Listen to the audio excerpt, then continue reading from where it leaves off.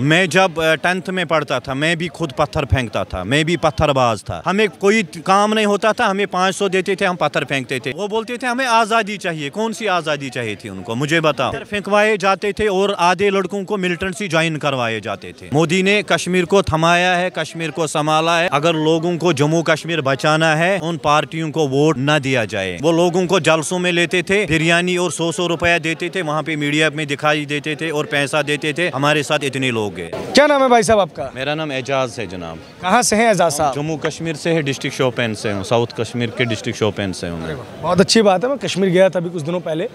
अब तो चुनाव भी होने वाले हैं लोकसभा के। क्या लग रहा है इस बार कश्मीरियों का मिजाज किस तरफ है? नेशनल कॉन्फ्रेंस इंडिया अलायंस की तरफ या नरेंद्र मोदी सरकार की तरफ? नरेंद्र मोदी जी सरकार की तरफ है। काम हुआ है, विकास हुआ है। क्या काम हुआ? काम हुआ है। क्या काम हुआ सर? ये देखो आपको मैं एक बात बताऊं। कश्मीर की अगर हम बात करेंगे, पहले कश्मीर में पत्थरबाजी होती थी, उस पे रोक लग गया है। पत्थरबाजी कम हो गई है वहाँ पे। जो लड़के बंदूकें उठाते थे वो भी कम हो गया वहाँ पे। अगर हम विकास की बात करेंगे, मैं एक पंचायत से बिलोंग करता हूँ, वहाँ पे 2 से 2.5 करोड़ का डेवलपमेंट हर साल होता है, हर साल। पहले डिस्ट्रिक्ट में 2.5 करोड़ का डेवलपमेंट नहीं होता था। पहले कहाँ ये पैसे जाते थे, आप मुझे बताइए। 2 लाख PMAY प्रधानमंत्री आवास योजना इस साल मिले हैं लोगों को। 2 लाख मकान केस मिले हैं, पहले नहीं मिलते थे। हम विकास के साथ साथ हैं, हम नरेंद्र मोदी जी के साथ साथ हैं। वहाँ पे देखो आजकल माँ के पास, अपने माँ बाप के पास बेटा सही सलामत है। पहले पत्थरबाजी में बेचारा मर जाता था, जहाँ भाग होता था। पहले पाकिस्तान यानी कि मिलिटेंसी वहाँ पे भेजता था, लड़कों के हाथ में बंदूकें थाम देते थे। 1 महीने 2 महीने के बाद वो बेचारा मर जाता था। चाहे वो M.Tech क्यों ना था, चाहे वो B.Tech क्यों ना था, चाहे पढ़े लिखे लड़के वहाँ पर उन्होंने मिलिटेंसी ज्वाइन की थी, पढ़े लिखे लड़कों ने, है या नहीं? आपने देखा है कितने लड़के पढ़े लिखे वहाँ पे मिलिटेंसी जिन्होंने ज्वाइन किए और बाद में मर गए। वजह क्या था? वजह था क्या? आप बेहतर बताइए। बेहतर पिछले 70 सालों में कश्मीर को किसी ने संभाला है, कंट्रोल में किया है? पत्थरबाजी किस हुकूमत ने काम किया है कश्मीर में, ज़रा मुझे बताइए। नरेंद्र मोदी सरकार में हुई है। यही तो बात है, हम भी उसी के साथ हैं। जिसने काम किया हम उसी के साथ हैं। इंशाअल्लाह इलेक्शन है, 400 से भी पार इंशाल्लाह करेगा नरेंद्र। 400 से पार आप कह रहे हैं? मेरा दिल कह रहा है, मैं कह रहा हूँ, मेरा दिल कह रहा है। आप लोग कह रहे हैं कि कश्मीर में सब कुछ शांत हो गया है। ये तो नज़र भी आ रहा है कि मिलिटेंसी कम हुई है।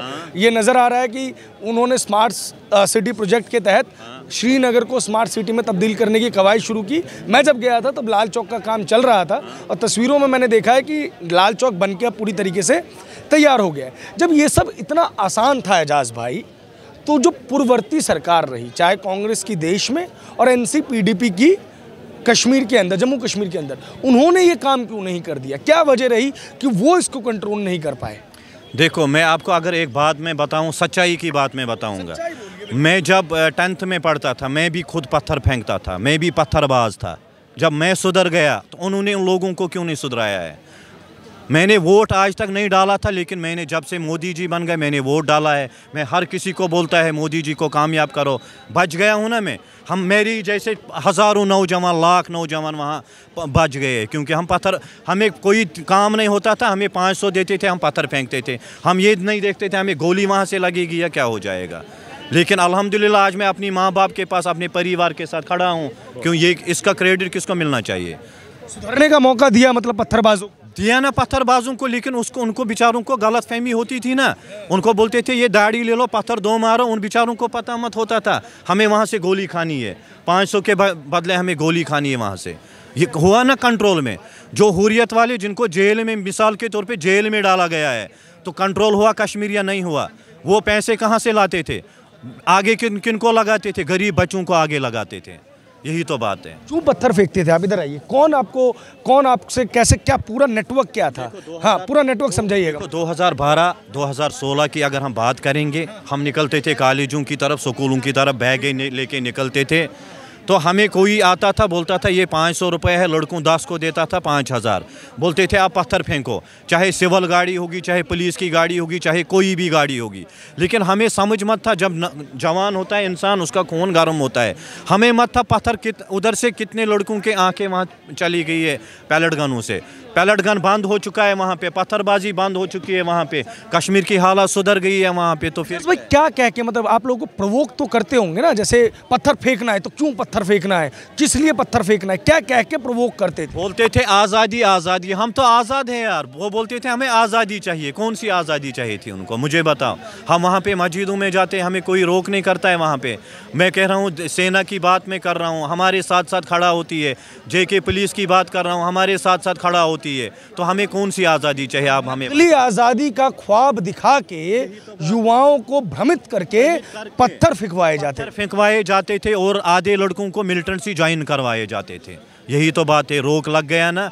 अपने माँ बाप के पास आज सही सलामत बेटा घर में बैठा है ना, वो 10 ही रुपया कमाए, 200 ही कमाए, अपने माँ बाप के पास खड़ा है ना।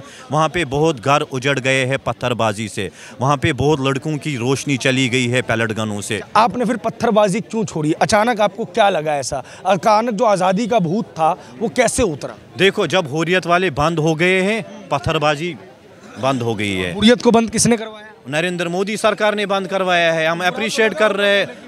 क्यों बुरा लगेंगे यार? लेकिन 500 बढ़कर है या जान है? आप मुझे बता, यही तो बात है। इस टाइम मेरी जान सही सलामत है। अगर मैं 500 रुपया लेता, मुझे गोली लग जाती, मैं मर जाता, मेरे वो 500 किस काम के आते फिर? आज मैं सही सलामत हूँ, अपनी पूरी इंडिया में घूमता हूँ, जहाँ दिल चाहेगा वहाँ घूमेंगे। अगर मैं मिलिटेंसी ज्वाइन करता, मैं इंडिया में आता, मैं दिल्ली में आता, मैं कश्मीर में मुझे छुप के रहना पड़ता। सिक्योरिटी फोर्सेस देख के मुझे गोली मारती, मामला ख़त्म। चलिए एक चीज़ और मुझे बताइए, आप सर इधर आइए थोड़ा सा आगे। ये मुझे बताइए महाराज कि ऐसा हुआ कि जैसे आपने तो खुद एडमिट कर लिया कि मैं पत्थरबाज हूँ, तो बेसिकली इंटेल को भी पता होगा, IB को भी पता ही होगा, आर्मी को ही पता होगा। जब आप सुधर गए तो क्या उन्होंने आपको कभी परेशान करने की कोशिश की, कुछ ऐसा किया? सुधरने का मौका हर किसी को होता है। आजकल वहाँ पे जो मिलिटेंट एक्टिव मिलिटेंट वहाँ पे जो है, उनको भी सुधरने का मौका दिया जाता है। आप हथियार छोड़ो, आप सुधर जाओ, हम सुधरने का मौका देंगे। तो जब कोई सुधरेगा नहीं तो वो मारा ही जाएगा फिर। यही तो बात है, जब कोई सुधर नहीं जाएगा वो मारा ही जाएगा। जम्मू कश्मीर पुलिस इस टाइम उनको यानी कि गवाही देती है, सुधरने का मौका दे रही है। आप अपना हथियार छोड़ो, आप सरेंडर करो, हम आपको सुधरने का मौका देते हैं। जिस तरह हम लोग सुधर जाते हैं, उस तरह वो भी सुधर जाएंगे। आप जिस जगह से आते हैं वहाँ के लोग बार बार ये कहते हैं कि हमारा एक स्पेशल स्टेटस था, वो नरेंद्र मोदी ने छीन लिया, हमारे साथ धोखा किया गया, हमारी डेमोक्रेसी ख़त्म कर दी। अभी तो देश में मुसलमान सुरक्षित नहीं है, उसके बाद आप कश्मीर से होके, मुस्लिम होके मोदी को क्यों जिताना चाह रहे हैं? 400 पार क्यों चाह रहे हैं? आपको एक बात बताऊँ, कश्मीर में मस्जिदें हैं, हमें कोई नमाज पे रोक नहीं करता है। वहाँ पे जो हमारी सेना, security force, Jammu Kashmir police, वो हमारी हेल्प करते हैं, साथ साथ होते हैं। अगर हम भारत की सेना की बात करेंगे, हमारे साथ साथ मुसलमानों के साथ साथ जब ईद होते वो मस्जिद के बाहर हमें खड़ा होते थे, हमारी सुरक्षा के लिए वो वहाँ पे खड़े हैं। तो मोदी जी ने क्या जुल्म किया है? मोदी ने कश्मीर को थमाया है, कश्मीर को संभाला है, कश्मीर बदल चुका है। डिजिटल इंडिया, जिस तरह डिजिटल इंडिया बन गया, उस तरह डिजिटल कश्मीर भी बन गया है। आपका श्रीनगर घूम के आओ, हर जगह में घूम के आओ। पहले खतरा होता था, अब कोई खतरा नहीं है। आज 1 बजे रात के 2 बजे रात तक दुकानें खुले होते हैं, हर कोई बिजनेस करता है। पहले पत्थरबाजी होती थी, 4 बजे दुकानें वहाँ के बंद होते थे। गाड़ियों पे पथराव होता था, उस पे ज़ख्मी होते थे, किसी को सर पे पत्थर लगता था, शीशे टूट जाते थे, गाड़ियों के बहुत नुकसान होता था। आजकल बदल चुका है कश्मीर का नाम। उस पे जो हमारा लेफ्टिनेंट गवर्नर सर है, श्री मनोज सिन्हा जी है, उसमें भी उसको भी अप्रिशिएट करना चाहिए। और जो वहाँ पे DGP सर दिलबाग सिंह, जो DGP जम्मू कश्मीर का रहा वहाँ पे, उसको भी अप्रिशिएट करना चाहिए, जिन्होंने कश्मीर को पूरा अच्छी तरीके से हैंडल किया है। और कश्मीर के लोग बच गए हैं, कश्मीर के लोग मर नहीं गए, वरना कश्मीर के लोगों को मरना था। अगर वहाँ पे पत्थरबाजी शुरू होती, पता नहीं कितने नौजवान इस टाइम ख़त्म होते। आप जिस कश्मीर की बात कर रहे हैं वो नरेंद्र मोदी का विज़न है, नया कश्मीर। और मैं कश्मीर में रिपोर्टिंग करके 2 दफ़ा आया हुआ हूँ, इसलिए मैं कश्मीर को थोड़ा नज़दीक से समझता हूँ। जो विपक्षी नेता हैं वो ये कहते हैं कि कश्मीर को एक ओपन जेल बना दिया है नरेंद्र मोदी ने, कश्मीरियों के राइट्स छीन लिए हैं। आपको क्या लगता है, ये आरोप है या सच्चाई है? ये आरोप है। अच्छा, हाँ, सच्चाई क्या है फिर? सच्चाई ये है, अगर वो अच्छे होते तो उन्होंने फिर कश्मीर को डेवलप क्यों नहीं किया है? ये तो बात है। अगर वो सच्चा होते थे, उन्होंने फिर पत्थरबाजी को काम क्यों नहीं किया है? पत्थरबाजी पे कंट्रोल क्यों नहीं किया है? वहाँ पे जो पाकिस्तान ड्रग्स बेच रहे हैं या बंदूकें बेच रहे हैं, उन्होंने वो काम वहाँ पे क्यों नहीं किया है? नरेंद्र मोदी जी ने ये काम किया है, हम अप्रिशिएट कर रहे हैं इस बात पे को नरेंद्र मोदी जी को। एजाज भाई, मुझे एक बात बताइए, कश्मीर को लेके जो मेरी स्टडीज़ हैं उससे मुझे पता चलता है कि कश्मीर में वोटिंग ना के बराबर हुई है।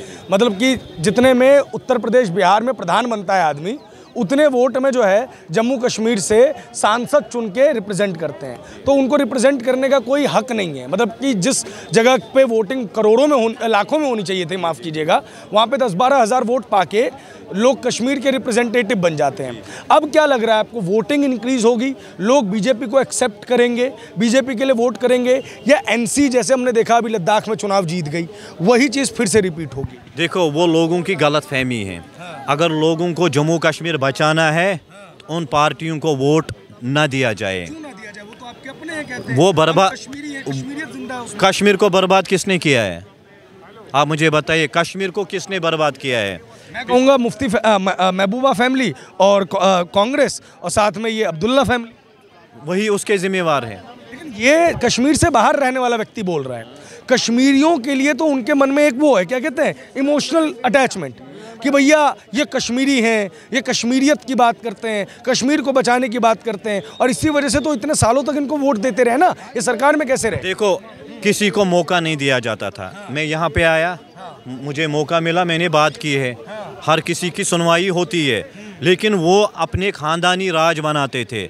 अगर वहाँ पे पीएम बनता था, क्या बोलते, सीएम बनता था, वहाँ पे एमएलए बनता था, एमएलसी बनता था, वो उनके ख़ानदान का बनता था, और वो किसी को मौका नहीं देते थे।